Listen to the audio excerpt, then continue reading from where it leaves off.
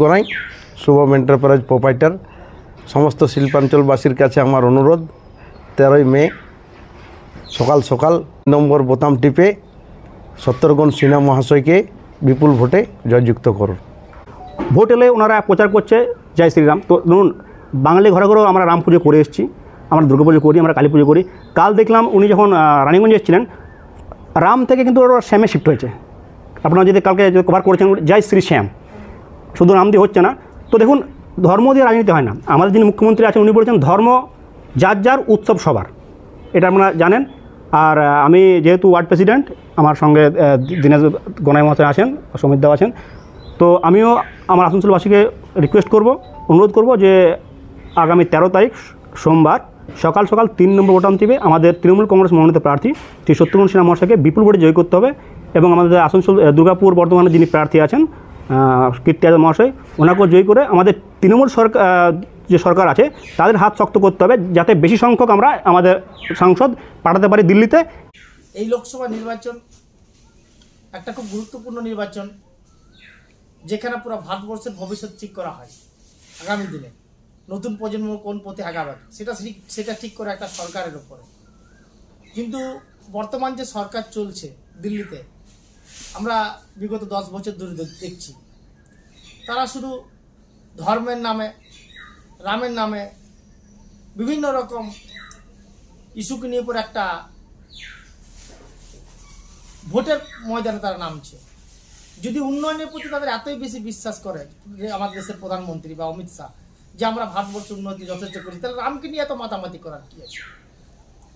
রাম তো অমিত শাহ বা মোদির আগে পরে আসেনি, ওর থেকে আগে এসছে। তো রাম তো সকলে।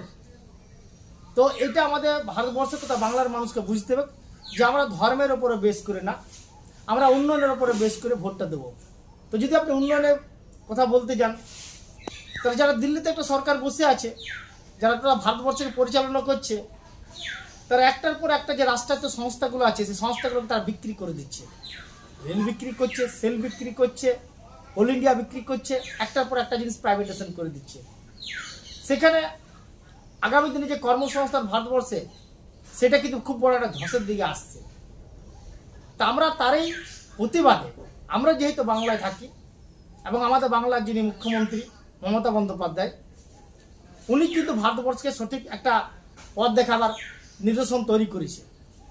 তাই আমরা তার এই নিদর্শন পথ দেখে পরেই আমরা চাইব আমাদের শিল্পাঞ্চলবাসীকে, আসানসোল দুর্গাপুর যারা আছে, তারা কিন্তু টোটাল যেন ভোটটা তৃণমূল কংগ্রেসকে দেয়, উন্নয়নের পক্ষে দেয়, ধর্মের প্রতি না, কর্মের প্রতি দেয়। কারণ মমতা বন্দ্যোপাধ্যায় ইতিমধ্যে আমাদের বাংলায় যেসব প্রকল্পগুলো ধার্য করেছে, আমার তো মনে হয় না যে বিভিন্ন রাজ্যগুলো সেগুলো খুঁজে পাওয়া যাবে।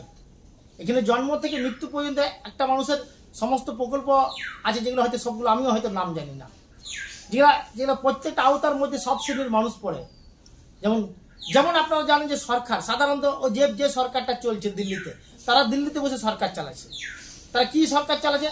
তারা আমাদের টাকা আটকে দিচ্ছে, রাজ্যের বকেয়া টাকা আটকে দিচ্ছে। কিন্তু আমাদের যে সরকার আছে, রাজ্যের যে সরকার, মমতা ব্যানার্জি সরকার, সেই সরকার আমাদের দুয়ারে এসে পর কাজ করছে। যেটা হয়তো স্বাধীনতার 70 বছর পর প্রথম কোন একটা রাজ্যের সরকার যে দুয়ারে এসে পর কাজ করছে, যার নাম হচ্ছে দুয়ারের সরকার, যেখানে সাধারণ মানুষ উপকৃত হচ্ছে।